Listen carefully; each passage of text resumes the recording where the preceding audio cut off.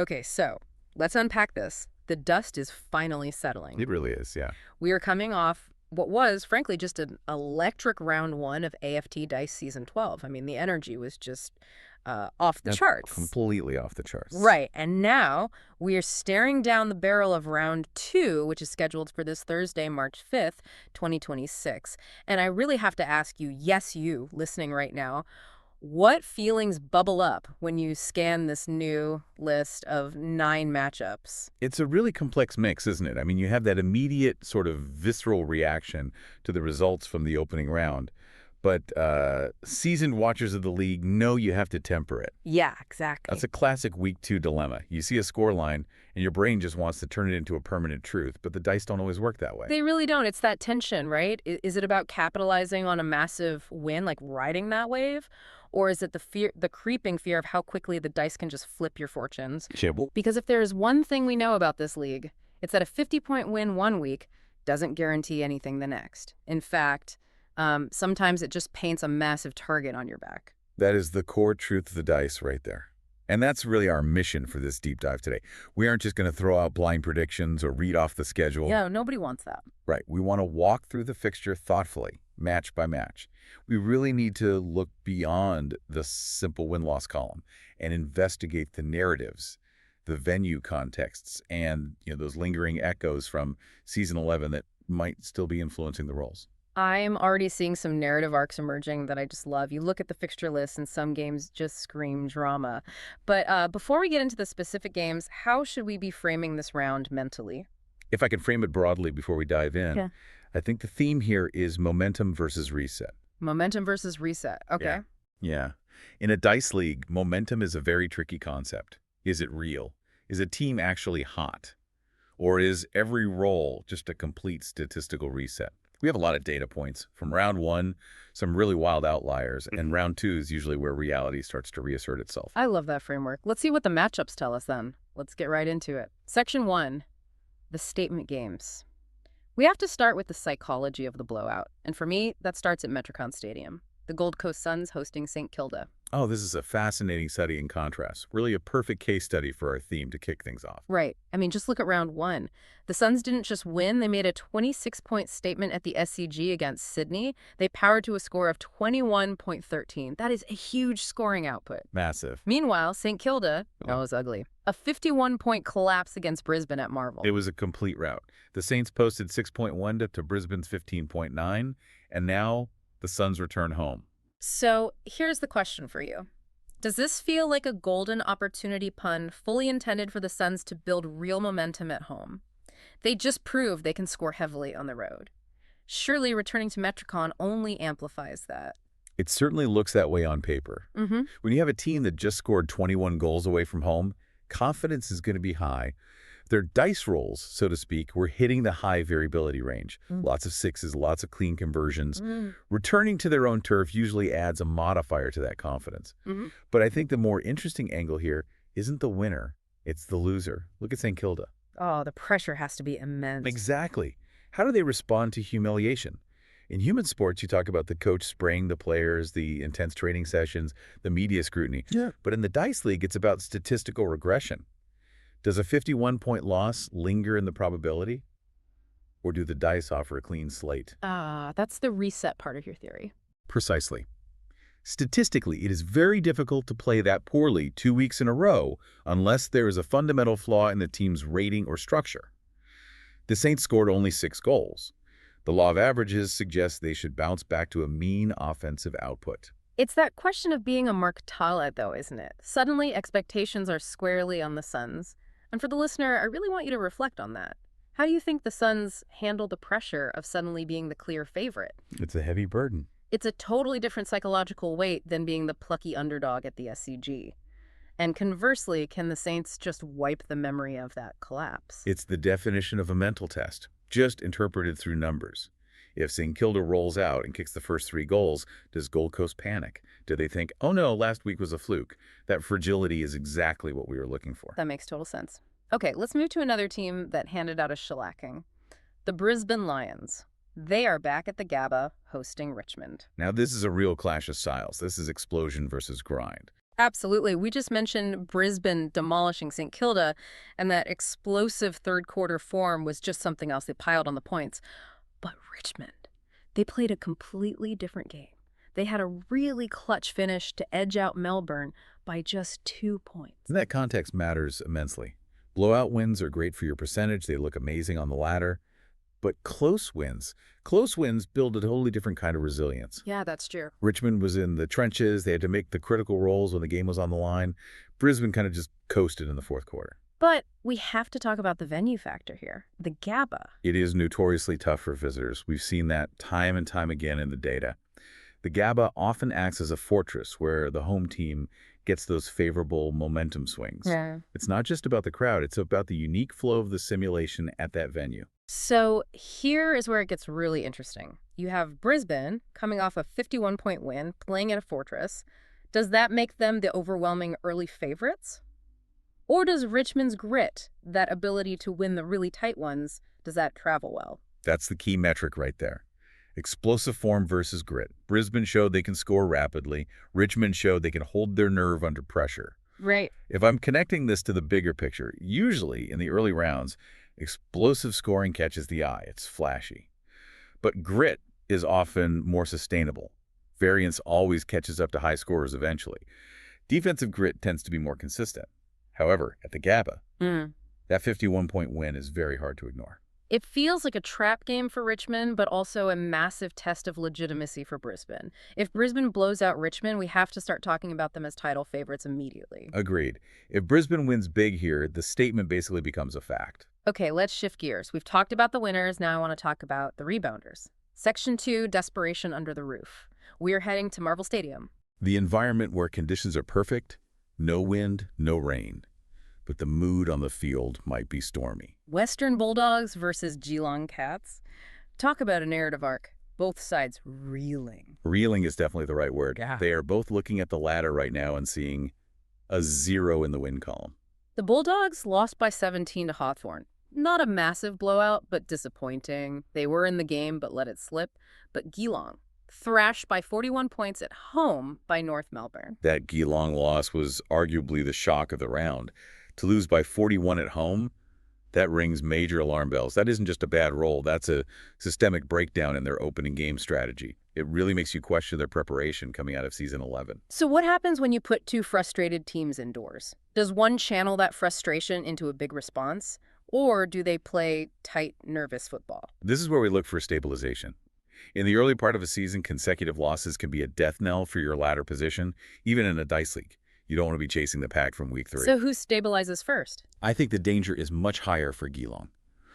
Coming off a 41-point thrashing suggests a real volatility in their performance. The Bulldogs were competitive, but outplayed. That's fixable. Geelong's issue looks much deeper on the surface. The analytical view here is that the team that can reset to their baseline average fastest wins this. It's basically a battle of who panics less. And playing at Marvel, under the roof, removes those external variables. There's no weather excuse. It's pure execution. Exactly. It's a laboratory for form correction. There's absolutely nowhere to hide. Staying at Marvel, we have another fascinating contest. Essendon versus Collingwood. Now, this is a brilliant study in emotional contrast. Collingwood stole a narrow 7-point road win at Optus against Fremantle.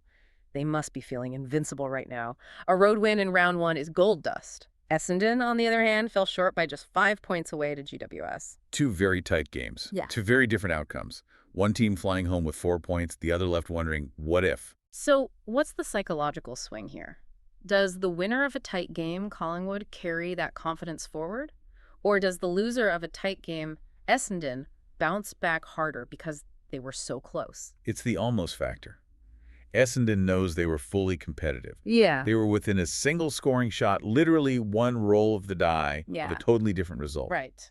Often, that drives a harder rebound than a team that just scraped by. Collingwood banked the points, so they might exhale slightly, but Essendon has the hunger. They know they are good enough to win away. They just need to execute 1% better.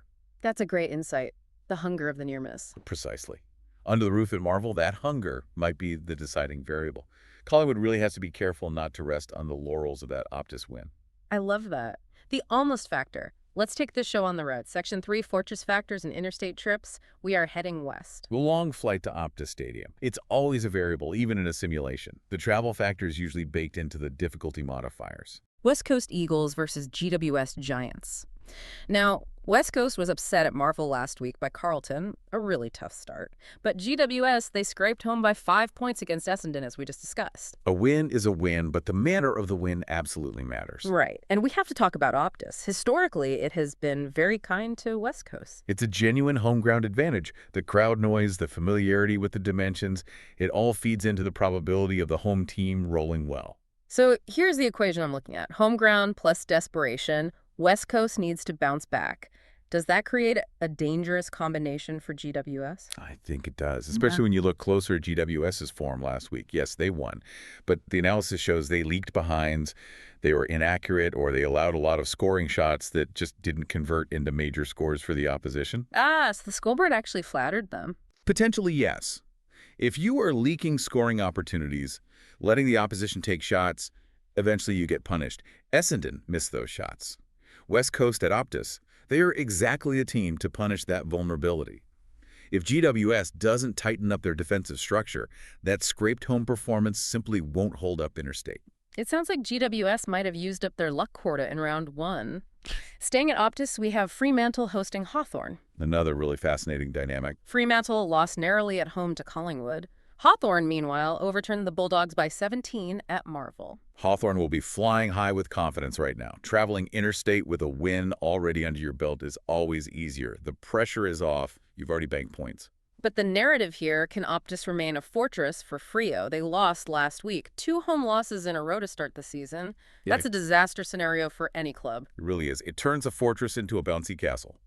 If you lose 2 straight at home, the fear factor of coming to Perth just evaporates. The entire league suddenly looks at the schedule and thinks, hey, we can win there. And that's why the near-miss factor comes back into play for me. Fremantle was close against Collingwood. Does that fuel a strong response? Or does Hawthorn's confidence just roll right over them? What's your read on it? I think the pressure is firmly on Fremantle here. Hawthorn has banked 4 points. They are essentially playing with house money. Fremantle needs to defend the fortress. Usually that desperation translates to performance, sharper focus, maybe riskier play calling. But if Hawthorn starts fast, the crowd can really turn. I agree completely. If Hawthorn gets an early jump, that crowd anxiety becomes a real negative modifier for Fremantle. They need to start well to get the fortress mechanics working for them again. Let's hop over to Adelaide Oval. Port Adelaide versus the Sydney Swans. 2 teams coming off losses. This is highly critical. Port lost a tight showdown by 7 points. That always hurts, Sydney. Well, they were outscored heavily away to Gold Coast. A heavy, heavy defeat for the Swans. They were never really in the hunt. But we know Adelaide Oval produces these close, intense battles. It does. The dimensions of the ground, the atmosphere, it tends to compress the scores. So is this Port's home strength reasserting itself, or is there an upset chance here? Because Sydney has to be hurting after that Gold Coast game. City's hunger is the key variable here. After a heavy defeat, you usually see a defensive tightening, a lockdown mentality. They won't want to get blown out twice. But Port losing the showdown that stings locally, I see this as a clash of pride. Port's home strength is the safe bet, but never discount a team like Sydney when their backs are firmly against the wall. It feels like a low-scoring grinder to me. I'd expect the defensive stats to be very high in this one. It's going to be one in the trenches. Okay, Section 4, shocks, surprises, and sustainability. We have to talk about the Kangaroos. The absolute story of round 1, without a doubt. North Melbourne versus Adelaide Crows at Marvel. North Melbourne didn't just win, they stunned Geelong by 41 points away. The Roos are suddenly flying high. It came completely out of nowhere. If you look at the preseason predictions, nobody had North blowing out Geelong at the Cattery. Nobody. And then you have Adelaide, a steady side. They are coming off a 7-point win over Port, just quietly doing their job. So we have the flashy, unexpected blowout winner versus the steady, gritty winner. The big question here is the North win sustainable? Was that 41-point thrashing of Geelong a flash in the pan, a black swan event? Or was last week the start of something much bigger? That is the question of the round. In probability, we call this an outlier until proven otherwise. To beat Geelong by 41 is massive. But Adelaide is the perfect control group. They are steady. They don't give up big scores easily. This match is the absolute litmus test for North Melbourne. If they back it up against a disciplined Crows side. And we have to take them seriously as a genuine contender. If they crash back to earth, well, we know it's a lucky day with the dice.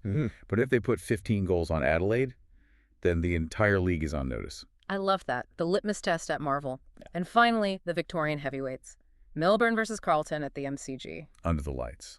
It really doesn't get much better than that. Carlton stunned West Coast by 14 away. That is a huge result. Winning in Perth is statistically very difficult. Melbourne, meanwhile, lost a thriller by 2 points to Richmond. Again, we see the tight loss versus the impressive away win. So what's the trade-off here? You have Carlton's momentum winning interstate is hard, so their confidence must be sky high. Versus Melbourne's home crowd energy and that burning desire to rebound from a 2-point loss. I lean heavily towards the rebound factor here. Melbourne losing by 2 means they were right there. They played winning football but just didn't get the final result.